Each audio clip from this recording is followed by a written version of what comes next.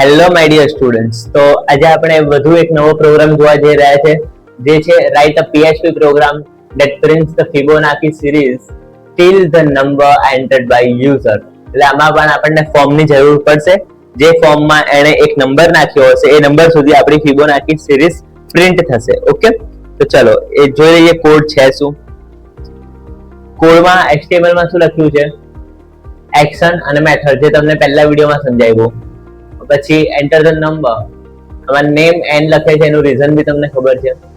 Okay, result PHP માં ગયા, જેમાં એન કેવી રીતે સ્ટોર થયો? ગેટ મેથડ થી. પહેલા આપણે જોયું હતું પોસ્ટ મેથડ, હવે આપણે જોઈશું ગેટ મેથડ. બંને મેથડ વેલિડ છે, પોસ્ટ અને ગેટ, પણ ખાલી ફરક એટલો છે કે તમારે બંને જગ્યા પર સેમ નામ રાખવાનું. ત્યાં ગેટ છે તો અહીંયા પણ ગેટ રાખવાનું. ઓકે, પછી A0 B1 C0 ત્રણ વેલ્યુની જરૂર પડશે. પછી n એટલે કે એન્ટર બાય યુઝર n અહીંયા આવી છે. દેન પહેલા a અને b યુઝ કરવાના. કેમ? તો કે આપણે ફિબોનાચી સિરીઝ કેવી હોય તમને એક્ઝામ્પલ આપી દઉં. 0 પછી 1 પછી 0 અને 1 ને પ્લસ કરો તો 1 પછી 1 1 2 લાઈક ધેટ પ્લસ થતું રહેશે. ઓકે, ચલો તો અહીંયા લોજિક શું કહે છે કે 0 અને 1 ને પ્રિન્ટ કર્યો, કરી દીધા. પછી 3 થી સ્ટાર્ટ કરવાનું. ક્યાં સુધી? n સુધી. n એટલે કે યુઝરે સપોઝ 10 આપ્યું તો આ 10 સુધી જશે.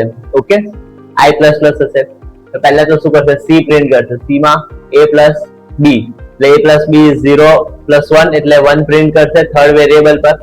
પછી a is equal to b એટલે કે હવે જે b ની વેલ્યુ હતી એ b ની વેલ્યુ a માં સ્ટોર થશે અને a ની વેલ્યુ c ની વેલ્યુ b માં સ્ટોર થશે. એટલે નંબર સ્વેપિંગ થશે અને પ્લસ થતા જશે અને આપણે c ને પ્રિન્ટ કરાવતા જવાનું છે. ચલો આપણે આને રન કરીશું તો એક્ઝેક્ટલી ખ્યાલ આવશે કે આ છે શું અને કેવી રીતે વર્ક કરે છે. ઓકે, રન કરવા માટે આપણે પ્રોગ્રામ નંબર 3 નંબર 10 સબમિટ આવી ગયું.